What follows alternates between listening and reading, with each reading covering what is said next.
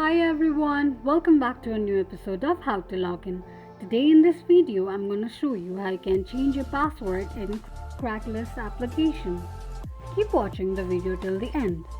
To change your password in Craigslist, firstly open your Google search. Type in Craigslist and make a search. The search results will be displayed on the screen.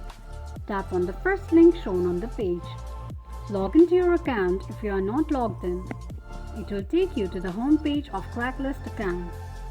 Click on human icon at the top right corner of the screen. On the next page, tap on settings. Click on change password option right next to the password section. Enter your old password, type in your new password and confirm your new password by re-entering it. Click on show option to check if you have entered your password correctly or not and tap on change password.